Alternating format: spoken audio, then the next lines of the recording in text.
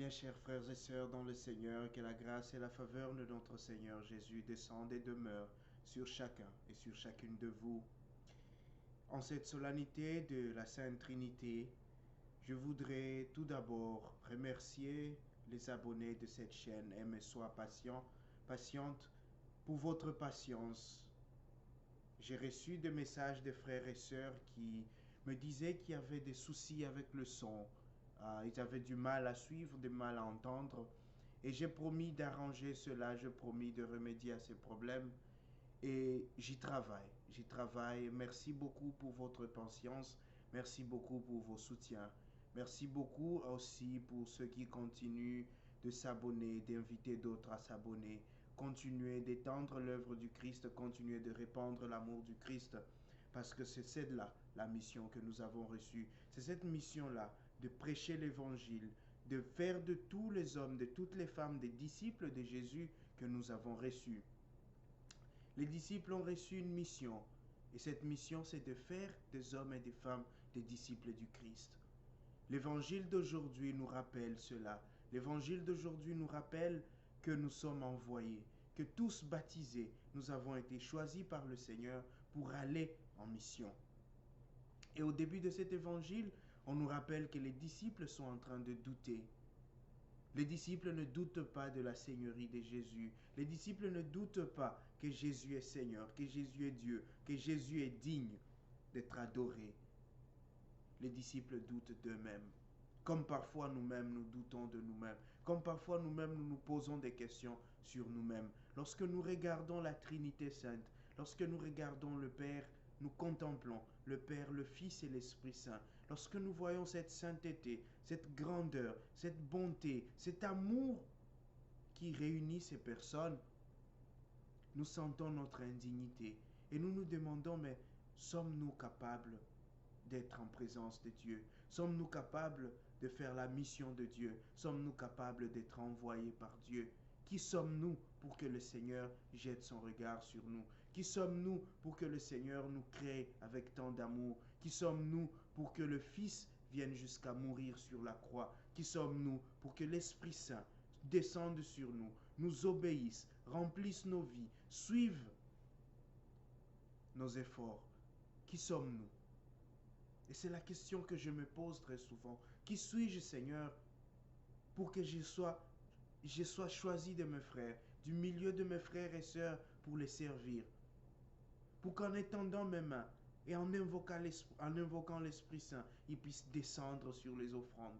Pour qu'en bénissant des personnes, l'Esprit Saint puisse descendre. Pour qu'en priant pour la guérison, je sois capable de faire descendre le divin sur la terre. Qui suis-je? Célébrer le mystère de la Sainte Trinité, c'est au fait célébrer la parole. Il y a une image que j'ai reçue de quelqu'un qui dit la Sainte Trinité. En fait, c'est la personne me disait, regarde quand nous parlons. Moi, je suis celui qui parle. Mes paroles ne peuvent être entendues que s'il y a un souffle qui conduit ces paroles-là. Le souffle, les paroles, et moi, nous formons un. Dans un espace où il n'y a pas l'air, dans un espace où il n'y a pas ce souffle-là, j'ouvre la bouche, je veux parler, on ne va rien entendre. Dans un espace où je fais sortir seulement de l'air, sans les paroles, personne ne m'entend. Et dans un espace où je ferme ma bouche, personne ne m'entend. La mission que nous avons reçue, c'est chaque fois que nous proclamons l'évangile, nous disons le Père, nous disons le Fils, nous disons l'Esprit Saint. Le Père qui est le Créateur, celui qui sort les paroles. La parole qui est Jésus-Christ et le souffle qui mène ou le souffle qui fait sortir cette parole, le souffle qui assure le contact entre cette parole, celui qui émet la parole, qui est le Père, la parole qui est le Fils, et le souffle qui nous fait arriver cette parole, c'est l'Esprit Saint. J'étais fasciné par cet exemple et je me suis dit, donc chaque jour, nous aussi, nous nous promenons avec la Sainte Trinité. Chaque jour, nous nous promenons avec le Père, le Fils et l'Esprit Saint. Et donc, ce qui sort de nos bouches, nous devons vérifier cela. Les paroles qui sortent de nos bouches doivent être des paroles qui renforcent l'unité. Et je voudrais revenir aujourd'hui sur cette question, parce que c'est une question qui est en train de tourmenter le monde. C'est une question qui est en train de diviser le monde. Célébrer la Trinité Sainte, c'est célébrer l'unité. L'unité dans l'amour, l'unité dans la tolérance, l'unité dans l'écoute, l'unité dans le respect.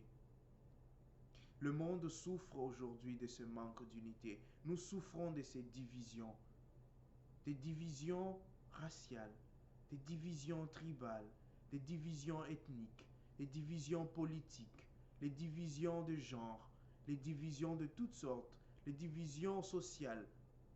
Nous vivons une injustice structurelle. Notre société permet l'injustice. Notre société favorise l'injustice. Et nous, chrétiens, quand nous célébrons aujourd'hui le Père, le Fils et l'Esprit Saint, nous nous mettons, nous faisons de nous-mêmes des missionnaires. Nous prenons sur nos épaules cette charge de faire des hommes et des femmes des disciples. Et faire des hommes et des femmes des disciples, c'est leur apprendre à garder le commandement. Et le premier et le plus grand des commandements que le Seigneur nous a laissés, c'est celui de l'amour. Et l'amour, c'est cette capacité à faire un. L'amour, c'est cette capacité à être un. Le monde a besoin d'amour. Nous avons nous-mêmes besoin d'amour. Le Seigneur nous appelle d'abord à faire un avec nous-mêmes, à faire un intérieurement. Nous sommes divisés intérieurement. Nous sommes divisés spirituellement. Nous n'arrivons pas à nous mettre d'accord spirituellement. Regardez comment nos églises aujourd'hui sont divisées. Regardez comment aujourd'hui, au nom de la religion, au nom des croyances, les hommes se querellent, les hommes s'entretuent, les hommes et les femmes se détestent à cause de la religion, à cause de Dieu. Comment pouvons-nous prier Dieu et nous détester à cause de Dieu? Comment pouvons-nous nous prétendre chrétiens, juifs, protestants, musulmans, bouddhistes, tout ce que vous voulez?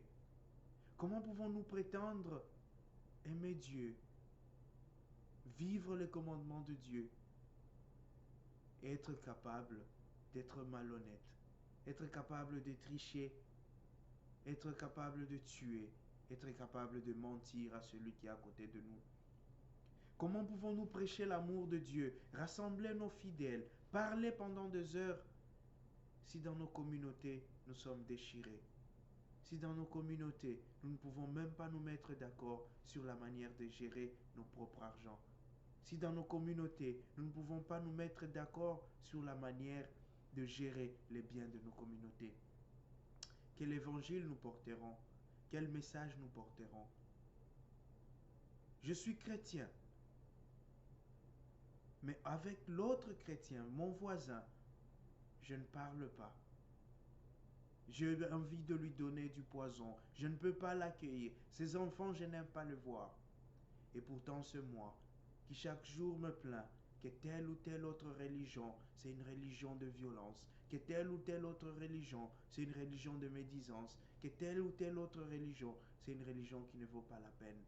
Jusqu'à quand? Jusqu'à quand continuerons-nous à nous moquer de la Trinité Sainte? Jusqu'à quand continuerons-nous à nous moquer du Père, du Fils et du Saint-Esprit? Jusqu'à quand, chers frères et sœurs? Aujourd'hui, c'est une solennité, c'est une fête, mais c'est aussi un moment de nous poser des questions. C'est aussi un moment de nous demander vraiment la mission que Jésus nous a laissée, le baptême que nous avons reçu au nom du Père et du Fils et du Saint-Esprit, qu'en avons-nous fait? La Trinité Sainte est venue habiter en nous. Le Père est là pour nous recréer chaque jour. Chaque jour que nous levons, chaque jour que nous nous levons, c'est une nouvelle vie, c'est une recréation. Chaque jour que nous nous levons, nous sommes une nouvelle personne. Chaque jour que nous nous levons, nous sommes sauvés. Et chaque jour que nous nous levons, nous sommes encore vivifiés et purifiés par l'Esprit. Mais que faisons-nous de ces chaque jour? Combien de sourires mettons-nous sur des lèvres ou sur des visages? Combien de fois nous sommes capables de dire pardon pour réconcilier les frères? Combien de temps, combien de fois sommes-nous capables de dire merci pour rapprocher des personnes? Combien de fois sommes-nous capables même de dire bonjour pour établir ces liens d'amitié, ces liens de fraternité dont le monde a besoin? Si nous qui avons reçu la mission, si nous qui avons été choisis, si nous qui avons été privilégiés par le Seigneur pour être envoyés, nous sommes divisés, quelle image de Dieu donnerons-nous au monde? Que le Seigneur nous bénisse, que le Seigneur nous donne la grâce de l'unité, l'unité dont ce monde a besoin, l'unité dont beaucoup de pays ont besoin, l'unité dont chacun de nous a besoin à l'intérieur. Parce que si nous sommes divisés à l'intérieur, comment est-ce que nous prêcherons l'unité à l'extérieur? Si en nous, nous ne donnons pas la place à la Trinité Sainte pour nous apprendre à nous unir, comment est-ce que nous apprendrons aux hommes et aux femmes divisés à s'unir?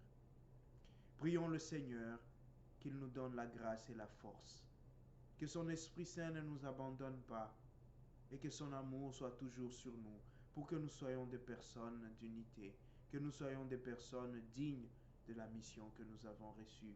Que le Seigneur nous garde et nous protège. Une pensée spéciale, une prière spéciale pour toutes les populations qui souffrent, pour toutes les populations qui sont déplacées à cause de la guerre, à cause des intempéries, à cause des catastrophes naturelles. Je pense à la population de l'Est du Congo, à Goma.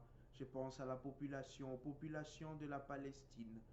Je pense aux populations du Cameroun, aux populations du Tchad, aux populations du Mali, aux populations de partout dans le monde, de l'Inde, de la Chine. Je pense à toutes ces personnes qui meurent chaque jour à cause de la violence, qui meurent chaque jour à cause de la haine raciale, ces personnes qui meurent chaque jour parce que d'autres ont estimé qu'elles ne valent pas la peine. Que l'Esprit Saint continue de nous bénir, que Jésus qui est venu nous sauver continue de rester avec nous comme il l'a promis, qu'il continue de mouvoir nos cœurs pour que chaque jour nous ayons des hommes et des femmes pleins de compassion, des hommes et des femmes pleins de sens de service, des hommes et des femmes prêts et prêtes à se donner pour la plus grande gloire de Dieu. Amen.